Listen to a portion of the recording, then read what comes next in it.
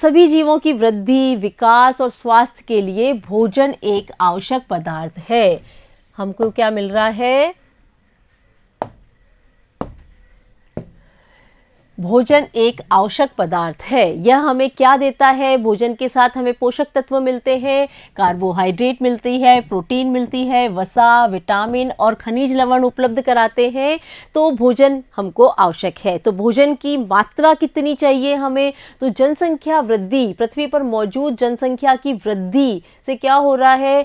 वृद्धि हो रही है। तो विकास के लिए, उनके रख रखाव के लिए हमें अधिक मात्रा में भोजन की आवश्यकता पड़ी। तो भोजन की इस बढ़ती हुई मांग को पूरा करने के लिए खाद्य संसाधनों में सुधार की आवश्यकता है, क्योंकि जब खाद्य संसाधन हमारे पास पहले जितने ही रखेंगे हम, तो बढ़ती हुई जनसंख्या की मांग किस तरह से पूरी होगी? तो उस मांग को पूरा करने के लिए हमें खाद्य संसाधनों में सुधार की आवश्यकता पड़ी।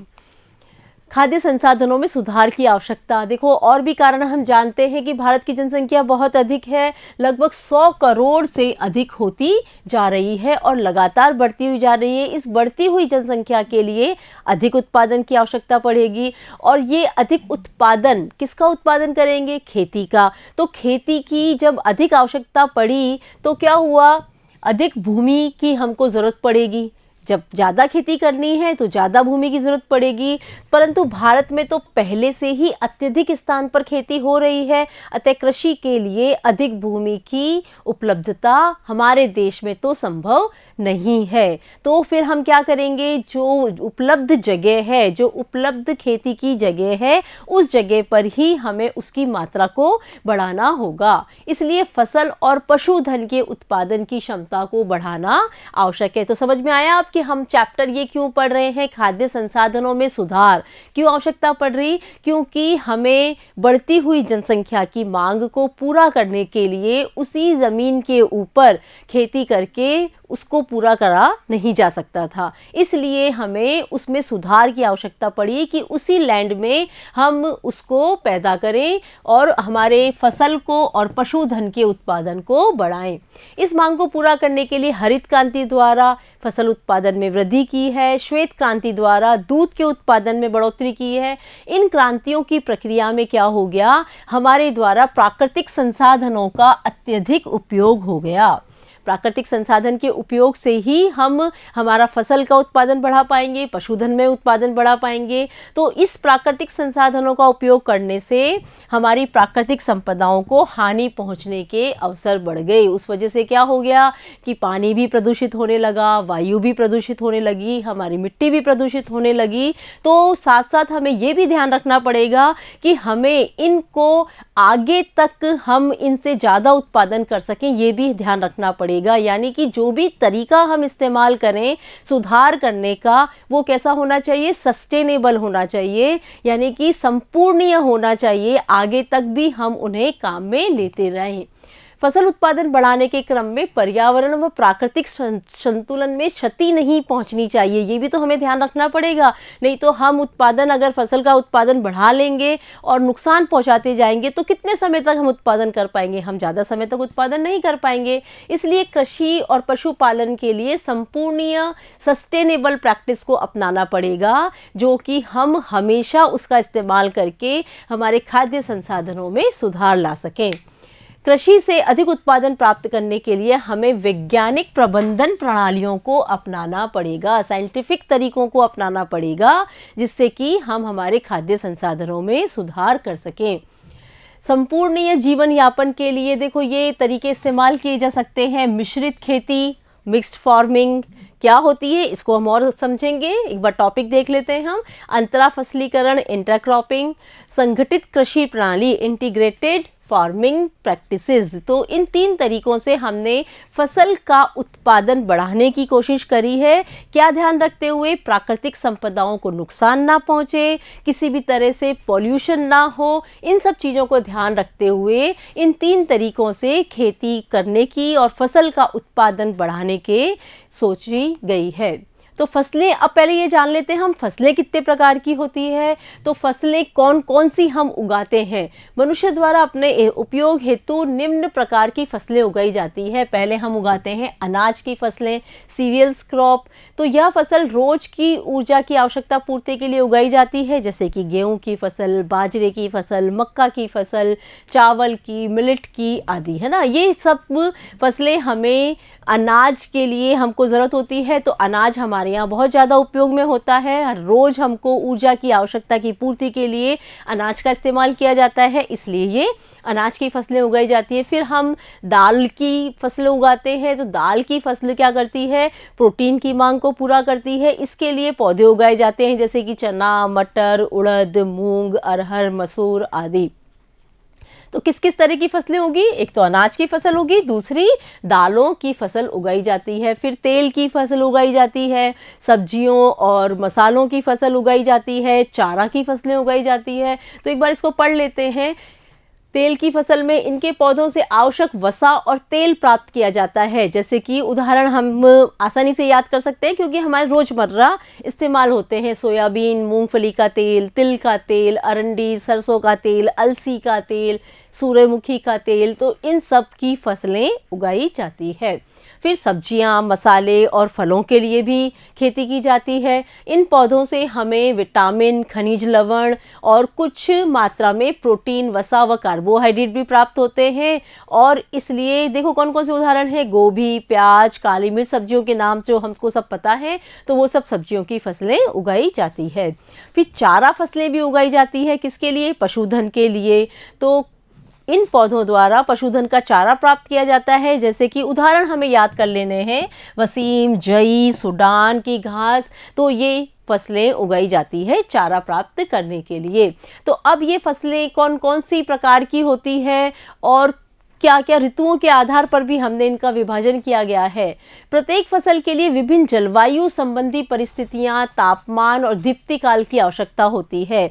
फसल उत्पादन के लिए किसकी आवश्यकता होती है, तापमान कितना है। हर फसल को अलग अलग तापमान की आवश्यकता होती है। और दीप्ति काल यानी कि सूर्य का प्रकाश कितने समय तक उनको अवेलेबल है और पौधों को कितनी आवश्यकता है, इसको ध्यान में रखते हुए ही फसलों को उगाया जाता है। क्योंकि जो गर्म प्रदेश हैं, जहाँ पर सूर्य की रोशनी ज़्यादा समय तक रहती है, वहाँ पे उगाई जाने वाली फसलें अलग होती है और ठंडे प्रदेशों में उगाई जाने वाली फसलें अलग होती है। तो ये ऐसा क्यों किया जाता है, क्योंकि दीप्ति काल यानी कि फोटो पीरियड्स, सूर्य का प्रकाश कितनी देर तक रहता है और उसका तापमान कितना पहुँचता है, इस आधार पे हम फसलों को निर्धारित करते हैं कि कहाँ पे कौन सी फसल उगाई जाएगी, जिससे कि उनकी समुचित वृद्धि हो सके और वो अपना पूरा जीवन चक्र कर सकें। यानी कि बीज से लेकर वो फल देने तक और वापस से बीज बनने तक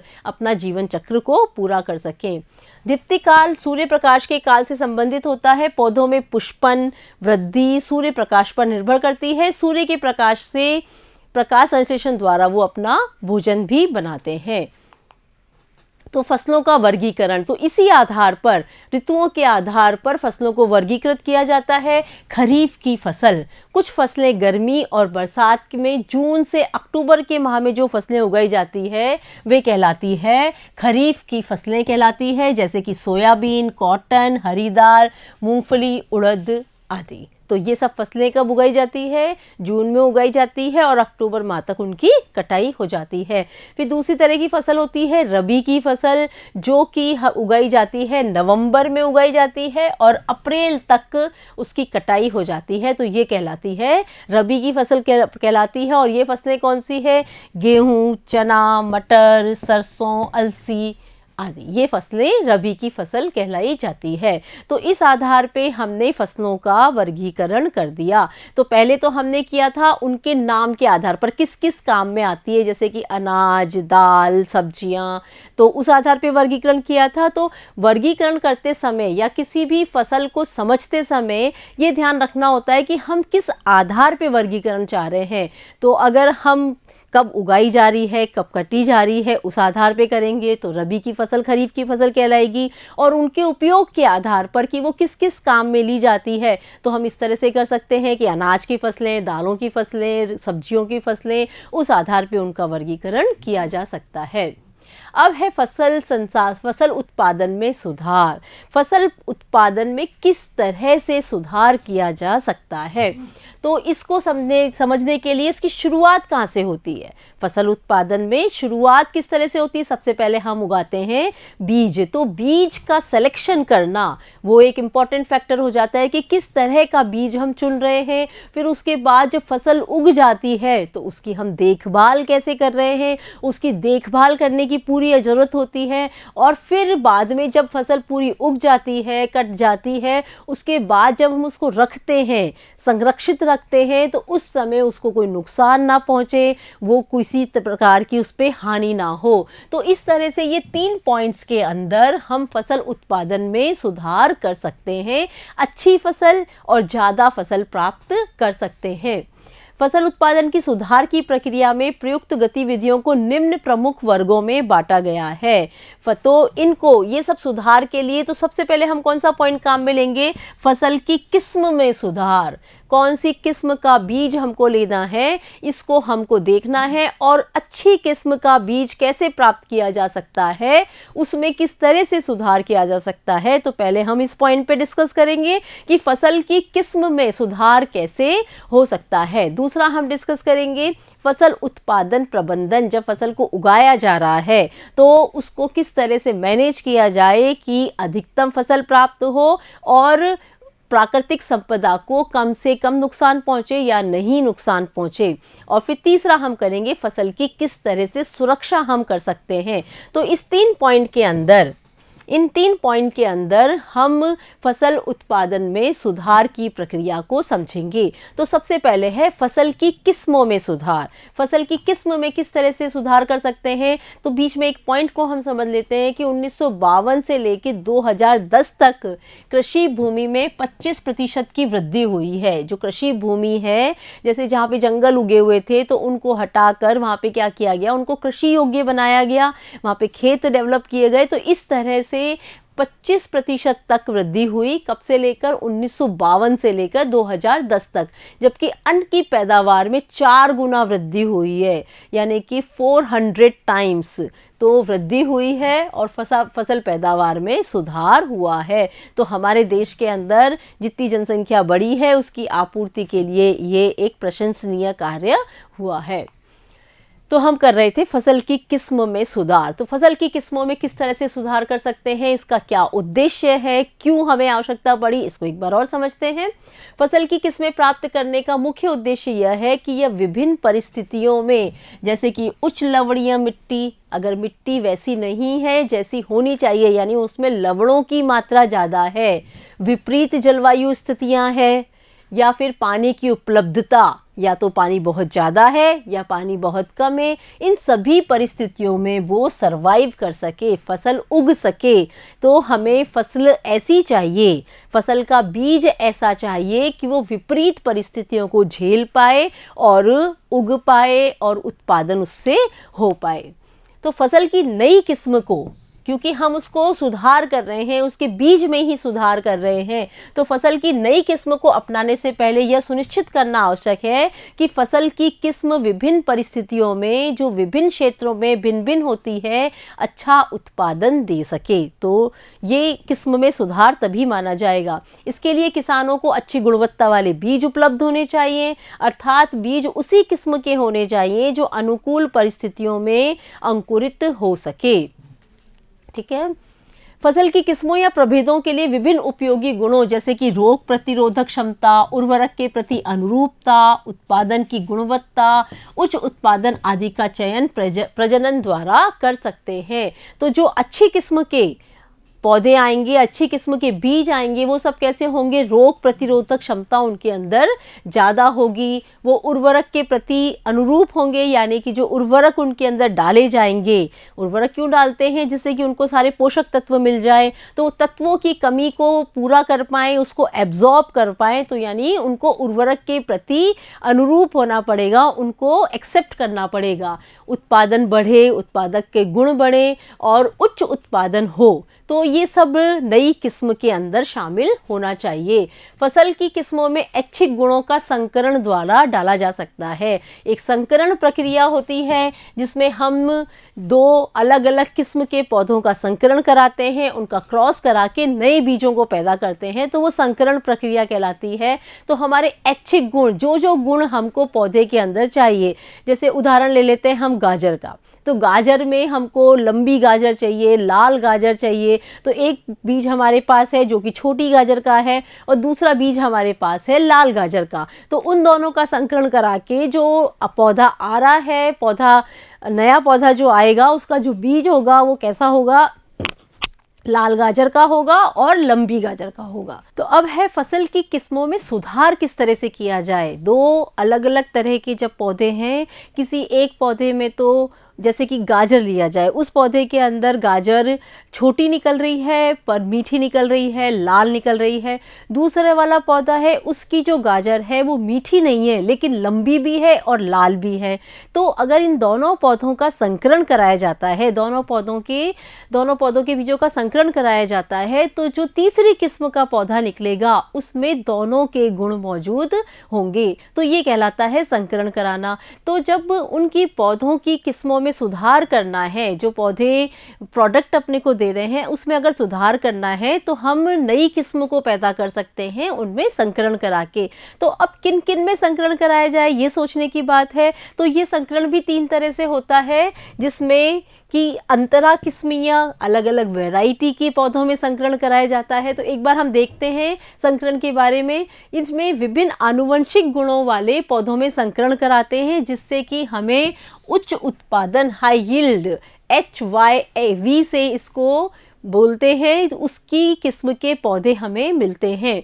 यह भी किस तरह का हो सकता है? इंटरवेराइटल, अलग अलग वैरायटी के पौधों के बीच में संकरण कराया जाता है, जिससे कि नई जो फसल पैदा होगी उसकी किस्म भिन्न होगी। यह पौधा संकरण की सबसे आम विधि है, जिसमें अंतरा किस्मीय संकरण कराया जाता है। इसके बाद है अंतरा स्पीसीज, इंटर स्पेसिफिक, उनकी जाति, 2 अलग अलग जातियों के पौधों में संकरण कराया जाए तो वो कहलाती है अंतरा स्पीसीज। और उसके बाद है इंटरजेनेटिक, अंतरा वंशीय, इसमें पौधों के बीच में उनकी जेनेरा में फ़र्क होता है, उनका संकरण कराया जाता है। और उसके अलावा भी जो फसल की किस्म में अगर सुधार करना होता है तो जेनेटिक, आनुवंशिकीय रूपांतरण भी किया जाता है, उनकी जीन्स में छेड़छाड़ की जाती है, और जिससे कि बेहतर या फिर जो गुण हमको चाहिए फसल के अंदर, उन गुणों वाली फसलों का विकास किया जाता है। तो इस तरह से फसलों की किस्म में सुधार किया जाता है। इसमें कौन कौन से कारक जिम्मेदार होते हैं, मतलब कि हमको फसल की किस्म में सुधार करने का उद्देश्य क्या है? तो उसका उद्देश्य क्या है? उच्च उत्पादन, हायर यील्ड। हमको ज़्यादा फसल चाहिए, इसलिए हम उसके अंदर किस्म में सुधार की बात कर रहे हैं। और दूसरी उन्नत किस्में, इम्प्रूव्ड वैरायटी हमको चाहिए, इम्प्रूव्ड क्वालिटी हमको चाहिए, अच्छी जो पहले हमें मिल रही थी उससे बेहतर क्वालिटी का अगर हमें फसल चाहिए, तो हम ये छेड़छाड़ करते हैं, संकरण कराते हैं, किस्म में सुधार करते हैं। प्रत्येक फसल में उनकी गुणवत्ता भिन्न भिन्न होती है। जैसे कि दाल में प्रोटीन की गुणवत्ता, अगर हमको जो दाल मिल रही है उसमें जितनी प्रोटीन की मात्रा है, अगर उसमें ज़्यादा प्रोटीन वाली दाल चाहिए तो हम क्या करेंगे? उसकी किस्म में सुधार करने की कोशिश करेंगे। तिलहन में तिल इम्पॉर्टेंट है कि भाई तिल हमको कितना मिल रहा है, कितना दे रहा है। फलों और सब्जियों का संरक्षण कैसे हो, यानी वो ज़्यादा समय तक सर्वाइव कर सके, रह सके, और उनको जब एक साथ रखा जाए तो किस तरह से रखा जाए, ये इम्पॉर्टेंट होता है। तो ये सब करने के लिए कर पाते हैं तो वो हम फसल को सुधार पाते हैं और जिससे ज़्यादा हमें उत्पादन मिलता है। अब इनके अंदर है कि बायोटिक और अबायोटिक रेजिस्टेंस। जब पौधों के अंदर उनकी किस्म में सुधार कब होगा? जब उनके अंदर ये गुण भी मौजूद होंगे, जैविक और अजैविक प्रतिरोधकता। जैविक गुण है, जैविक चीज़ें हैं जो कि उसकी फसल को प्रभावित करती है, रोग हो जाता है, कीट और निमेटोड्स जैसे जंतु होते हैं जो कि उनको नुकसान पहुंचाते हैं। तो इस तरह से जैविक कारक हैं जो कि फसलों को नुकसान पहुंचाते हैं। अजैविक कारक कौन कौन से होते हैं? सूखा, क्षारता, जो मिट्टी की क्षारता है वो बदल जाती है, जलाक्रांति, जल की वजह से जो प्रॉब्लम होती है, गर्मी, ठंड और पाला, इन सब परिस्थितियों से निपटने के लिए फसल को नुकसान होता है। तो इनसे निपट पाती है तो वो फसल की किस्म में सुधार माना जाएगा। इन परिस्थितियों को सहन करने वाली और उसमें रह सकने वाली किस्में फसल उत्पादन में सुधार के लिए सहायक हो सकती है। इसके बाद है परिपक्वन काल में परिवर्तन। जब परिपक्वन काल किसको कहेंगे? जब फसल को उगाया गया है और तब जब तक जिस चीज़ के लिए हमने उगाया है उसकी प्राप्ति हमें नहीं हो जाती, तब तक का काल कहलाएगा परिपक्वन काल। तो फसल को उगाने से लेकर कटाई तक कम से कम समय लगना आर्थिक दृष्टि से अच्छा है। अगर फसल जल्दी लग के जल्दी परिपक्व हो जाएगी, जो हमको फल सब्जियां कुछ देना है वो फटाफट मिल जाएगा, तो इससे क्या होगा? वो उसको किसान को नुकसान नहीं होगा बल्कि फ़ायदा होगा। वो एक वर्ष में ही एक से अधिक फसलें, 2 से अधिक फसलों को उगा पाएगा। कम समय होने के कारण फसल उत्पादन में धन भी कम खर्च होगा और समान परिपक्वन कटाई की प्रक्रिया में सरल बनाता है। अगर एक ही समय सारे पौधे परिपक्व हो रहे हैं तो एक साथ सबकी कटाई होगी। जब एक साथ सबकी कटाई होगी तो वो प्रक्रिया कैसी हो जाएगी? सरल हो जाएगी। कटाई के दौरान होने वाली फसल की हानि को भी नुकसान नहीं पहुंचता, उससे जो नुकसान होने वाला होता है उससे भी बच जाते हैं। कब? जबकि परिपक्वन काल जल्दी हो जाए, जल्दी से पौधा लग के जल्दी बड़ा हो जाए और जो हमें मिलना था वो मिल जाए, तो उसका परिपक्वन काल कम हो गया। इसके बाद है व्यापक अनुकूलता। उसमें कितनी क्षमता होनी चाहिए? जो फसल की किस्म में सुधार हो रहा है उसमें कितनी होनी चाहिए कि वो विभिन्न पर्यावरणीय परिस्थितियां जो होती है, सूखा है, अगर बहुत ज़्यादा बाढ़ आ गई है या गर्मी ज़्यादा पड़ रही है या कम पड़ रही है, जिस तरह की भी परिस्थितियां बन रही हैं उन सभी को वो सहन कर पाए, उसके अनुकूल हो पाए। व्यापक अनुकूलता वाली किस्मों का विकास करना विभिन्न पर्यावरणीय परिस्थितियों में फसल उत्पादन को स्थायी करने में सहायक होता है।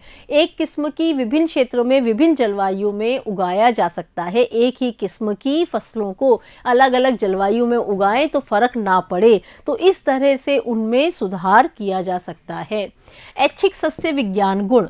चारे वाली फसलों के लिए लंबी और सघन शाखाएं वाली गुण ऐच्छिक है। मतलब चारे की फसलें कैसी होनी चाहिए? लंबी होनी चाहिए और उसकी शाखाएं बहुत सारी होनी चाहिए, घनी होनी चाहिए कि एक दो पौधे को ही वो पशु लोग चारा बना के काम में ले लें। तो उसकी फसलें ऐसी होनी चाहिए, यानी कि जो चारा वाली फसलें हैं उसमें हमारा ऐच्छिक गुण, हमारा गुण, हम कौन सा गुण उसके अंदर चाहते हैं कि वो लंबी हो और सघन हो। इसी तरह से जो अनाज की फसल है उसका गुण हम कैसा चाहेंगे कि उसके पौधे बौने हो, जिससे कि हम उसको आसानी से हैंडल कर पाए।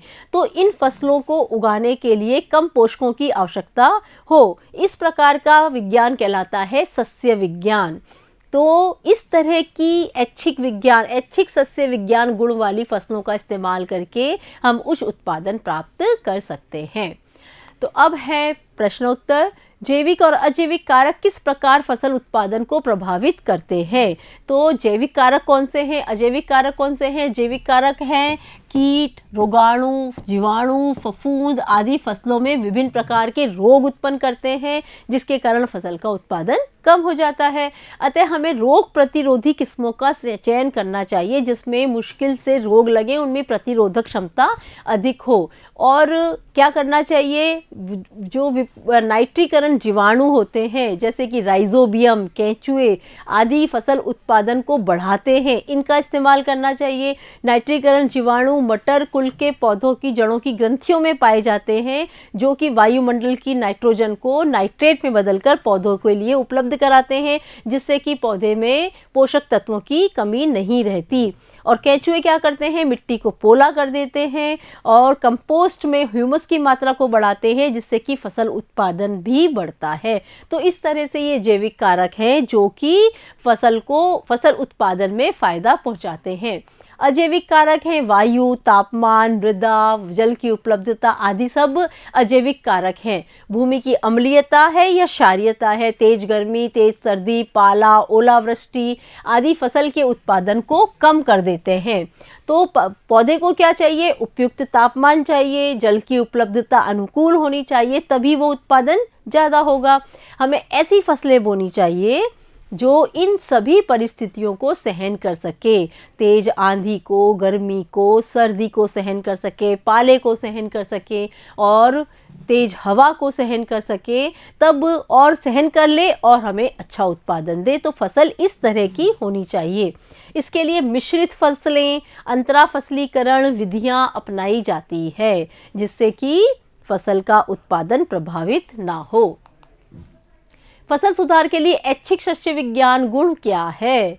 तो शस्य विज्ञान से तात्पर्य है कि पौधे की लंबाई, घना, शाखित होना आदि, ये हमको हर पौधे के अंदर रिक्वायर्ड होता है, ज़रूरत होती है। जैसे पशुओं का चारा उत्पन्न करने के लिए पौधे लंबे और सघन होने चाहिए और जिससे कि अधिक चारा मिले। इसी तरह से अनाज उत्पादन के लिए पौधे बौने होने चाहिए, क्योंकि इन्हें उगाने के लिए कम जल, कम पोषक तत्वों की और कम समय की ज़रूरत होती है। ये जल्दी परिपक्व हो जाते हैं। इस प्रकार ऐच्छिक शस्य विज्ञान गुणों वाली किस्में अधिक उत्पादन देती है। तो इस तरह से हमने ये समझा कि फसल उत्पादन किस तरह से सुधारा जा सकता है।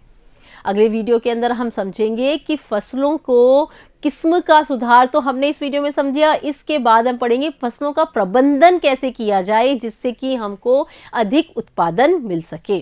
Thank you.